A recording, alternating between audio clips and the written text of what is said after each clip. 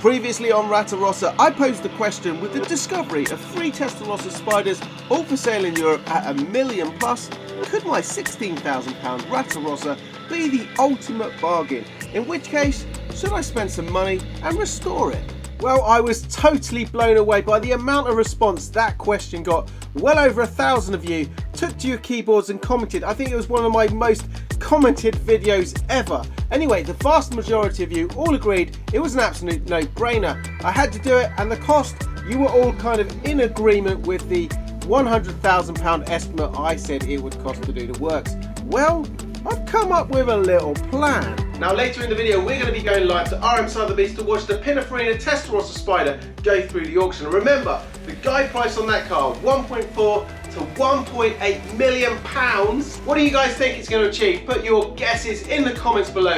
Is it going to go anywhere near the guide price? Will it even get above $1 million? Let's put it this way, if it goes above $1 million, that has to be an indication that this car needs to be restored. In the meantime, before we get there, we're going to start some work on this car to make some improvements straight away. So the next job on the car, which is quite a safety job, is all to do with this here, the steering. Quite an important thing on the car. And if you watch this, I've got a load of play in the steering wheel and I'm going in a straight line, which is not great. So I think we're going to have to change something. Now I suspect it's the steering rack, so we have a new one and we're going to change that now. Another job we really need to put on the list is some sun visors. Haven't got any. Normally they connect up here somewhere, so we need to figure that one out. But on days like this, it's really hard to see. And this is the part we need to fit. It's our brand new left-hand drive steering rack for the Testarossa that I picked up for around about £300, which in terms of Ferrari part prices, it's an absolute bargain. So let's fit it to the car. The first job we need to do though is remove the front 2 wheels, which is easier said than done on a Testarossa. Let me explain.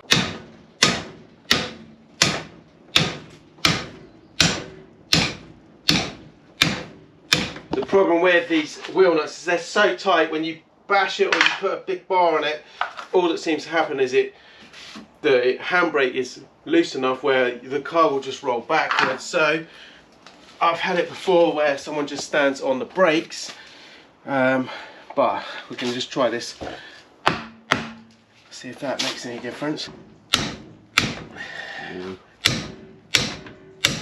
Plan B, we're going to use leverage.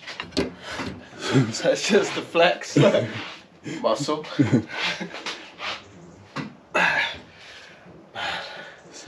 It's not moving, is it? It's just bending the bar. This is where it pings back up in my face. Right, you got it on there? Yeah.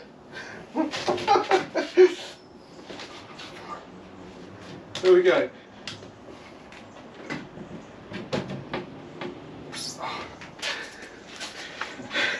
I don't know if we're bending the pole or not. I think we're bending the pole at this point.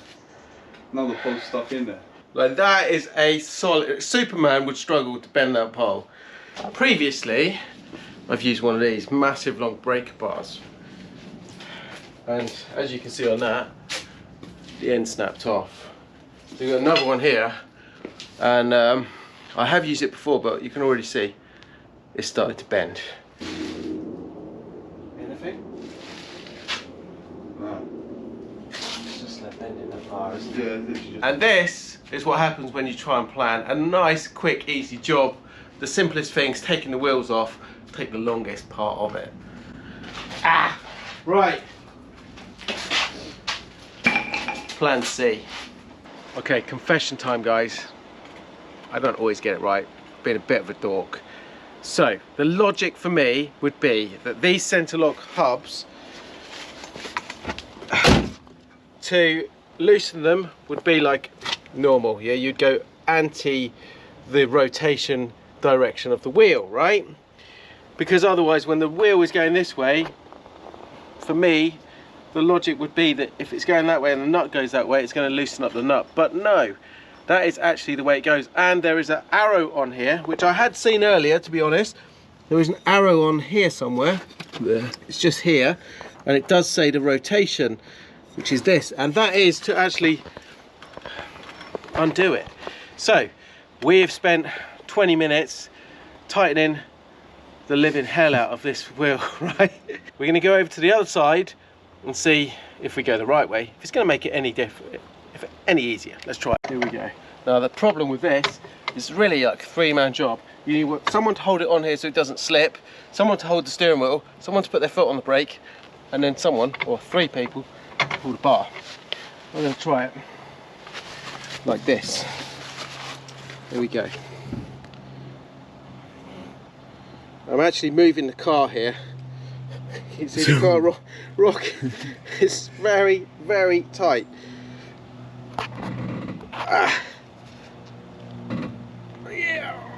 Oh. Yo! Success! One down, one to go. Look at that. All right. Okay. Now we just got to do the other side somehow.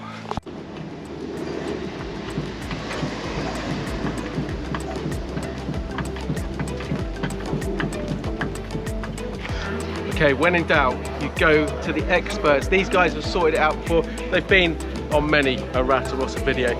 My local guys, Total Tyres. Let's see if they can fix the problem.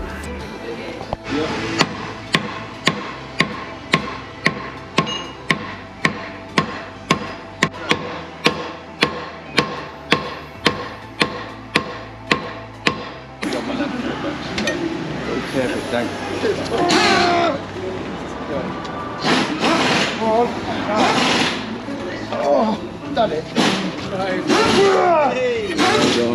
Right, oh, are you filming this? Yeah. Right, how many? 1, 2, 3, 4, 5, 6, and a mannequin. 6 people to get a wheel nut.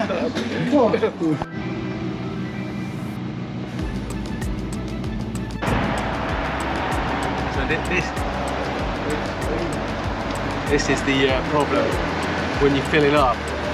So the fuel cap's down here. So I put this bit down there, and then it stops anything going onto the exhaust, which is down there. Luckily, it's not right underneath it, so we're okay. How's it feel to own a Ferrari? I mean, it's a bit embarrassing sometimes when it doesn't start at a fuel station.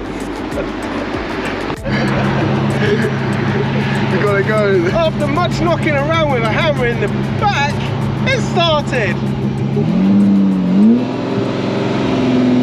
Here in the engine we have a start problem. Seems to be okay when the car is completely cold, but as soon as it warms up, there is no chance of this ever starting. So I did try and fix this a couple of years ago in another video, and it worked for a while, but now the starter motor is kaput. So we have ordered a brand new one that has just arrived. Now, a little tip. First of all, the starter motor. It is a Bosch starter motor. As you can see, the box here from Ferrari. The price is astronomical. I can't even say it. I'm going to write it down here. However, if you check the part number and you go online, you can buy one of these, and I think it was less than £250, which is much less than the cost that Ferrari want. It's exactly the same part, just in a different box. Well, a very nice box. Anyway, we're going to put that in and see if we can fix this problem. Now, the really nice thing about the Testarossa is you just remove the airbox at the top, which is pretty simple. 3 13mm bolts at the back here, and the starter motor slips out. Now, I am already installing the new one, as you can see here, so we'll just tighten these up. They're all good. We'll place that up there, and then we've just got to hook everything up down here from our wiring loom. That goes on there. Then we have got that one that goes on there.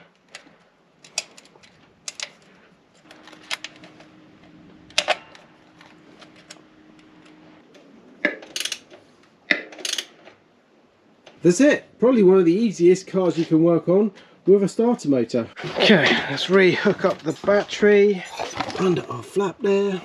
Moment of truth. Let's see if we fixed it.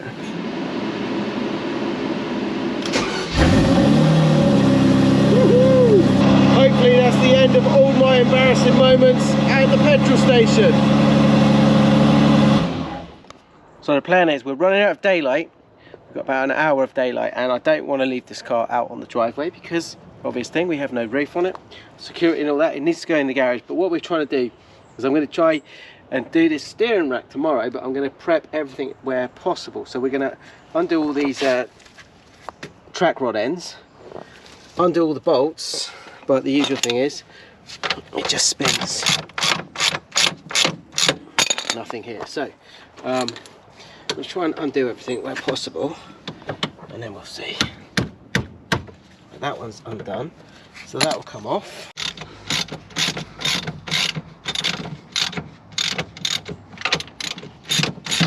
Surely. It's just spinning. Right, I'm just gonna... Finally, it's off. Now we're gonna have to replace this anyway, because it looks like the threads aren't the best, and I don't want to repeat that ever happening in the future. So I'm gonna get another end. I've got a feeling I've got someone's one spare somewhere, but we're getting there slowly. All right. Okay guys, it's time to grab one of these, kick back, because we're going to watch the RM Sotheby live stream auction for the Testarossa Spider. Will it hit the 1.4 to 1.8 million pound estimate? Will it sell? I'm really intrigued on this one, because this potentially is going to drive how I go with the Ratarossa after this. Anyway, there are a couple of other cars in here that are really interesting as well. There is a 512 BBI and there's also an F40. Now with the rise of F40 prices lately, I really want to see how much it sells for at RM Sotheby's. Let's join it now. Okay, it's the big one. Testarossa is up next. Let's see, will it do 1.4, 1.8 or lower? Fingers crossed. Before we start the bidding here at 700,000, 700,000, 700 spin, 700,000 and 50, 750 spin, 800, 800,000 and 50, 900, 900,000, 900 we have and 50, 1 million, 1 million's the bid, 1 million. Woo! A million already? No way. 1 million 1 is bid, 1,100,000, next bid is 1,200,000, 1,100,000 I have, 1,200,000, 1,200,000, gets you online and selling for 1,300,000. Handle 3517. 1,000,003. 1,300,000. Wow. 1,000,003. That's not bad for a Testarossa Spider. 1.3 million pound, guys. That is incredible. With fees, that is over 1.45 million for a Testarossa Spider, which is fantastic news, especially for me with the Ratarossa. Now, even better, I've literally just come off the phone and I've just heard some news about that car that is pretty incredible. I'm going to try, if I'm allowed, to share that with you in a bit. So we're almost ready to go with the steering rack. The car has had to come in the garage because it's decided to pour down outside. I was going to do it out here, but it gives me a little bit of a problem because I have limited access over here. Hopefully we'll be okay. I've got to get the wheel off, and the plan is to take the steering rack out of this side. Steering columns here as well. So with a bit of luck, we'll be okay. Let's crack on with it. Ooh, just about.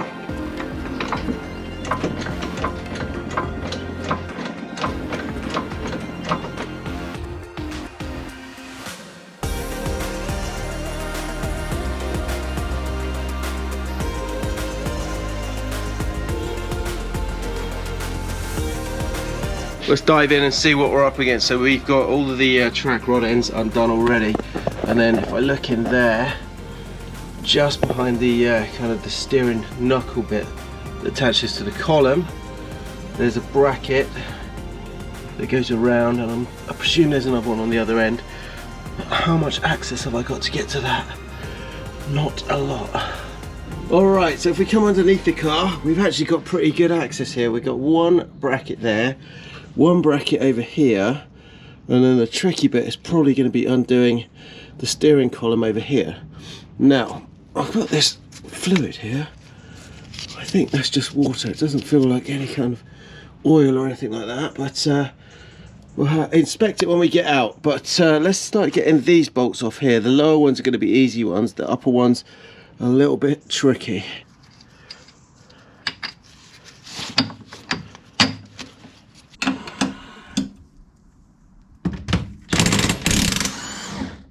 Every cloud always has a silver lining, because there is another job I really want to do on this car, and that is all to do with the ride height at the front here.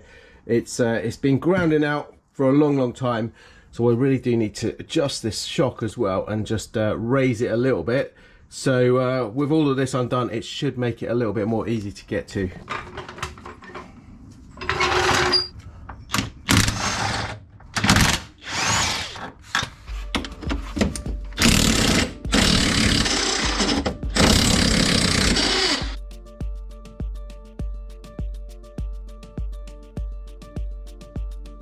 So normally I would replace all the bushes, but as you can see, these are all good, and that is because when I rebuilt this car about 3 or 4 years ago, all of this was changed. We did all the suspension, all the bushes, so it's all good.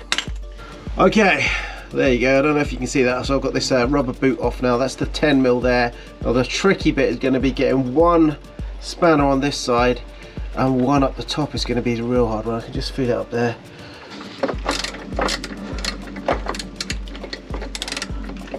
Right, we are finally getting somewhere. Down here in the footwell, there's that bracket right there, and I've just taken those two 10mm bolts out from. That has given me some wiggle room on the steering column shaft, and it looks like I've managed to disconnect it. Let's go check it out. Yeah, let's have a look. And there you go. It is off the end of the shaft there. Amazing. So the next mission is getting this out from here.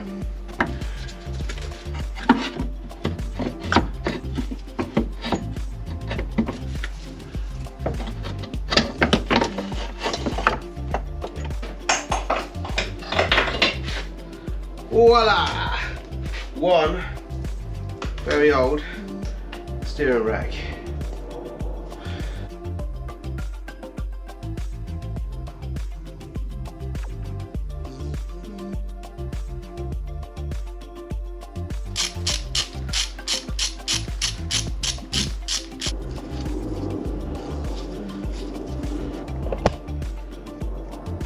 Now, if you remember earlier, I had major problems getting the track rod end off this side of the rack, the other side of the car, and it was all to do with the nut here. Now, the thread doesn't look too bad, but I've got a new one anyway, and I'll tell you the reason why. If you look here, the boot is split very slightly, so we're not going to risk anything.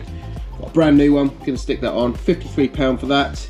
So let's put it on the rack, and then put the rack back in the car.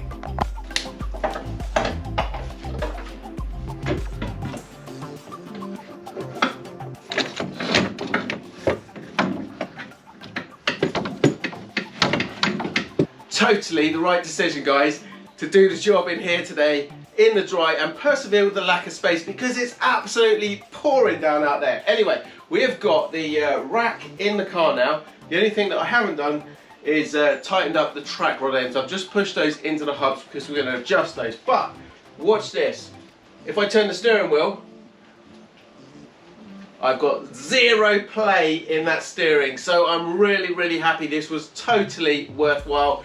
It's been a bit of a nightmare of a job, if I'm honest, but this is going to transform our steering on the Rat. Final job today before we put it all back together is the suspension on this. Now, when I rebuilt the Testarossa, this Rat, because of the extra weight in the middle, kind of just threw off all of the ride height on this. So I installed coilovers, but they've been a little bit too low on the front, so whenever I go over any bump, we get some tyre hit in up here in the archway. So I'm going to just adjust it up very slightly. The way to do that is we've got these lock collars here. That one I've already undone. Then we use our C-spanner. We get it in these little grooves here, and I gradually move this. So we're going to just compress the spring a little bit, which will pull the drive height up, the ride height up.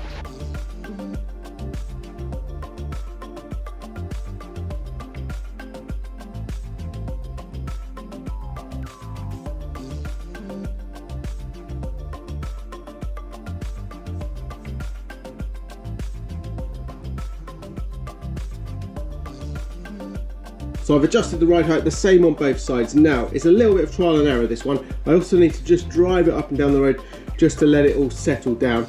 But either way, I know it's going to be better than it was. It drove fine before, but it was just when I was hitting bumps, it was just grinding out a little bit. Well guys, there you go, that is some great mechanical fixes already sorted on the Ratarossa, ticked off our list. Now, the exciting news from the auction car earlier is that almost £1.5 million Pininfarina Testarossa Spider was purchased by a friend of mine. I can't actually believe it. That's all I can give you on that side of things. However, it does mean that at some point in the future I should have access to that car. Now here's my thoughts on this. What do you think on this, guys?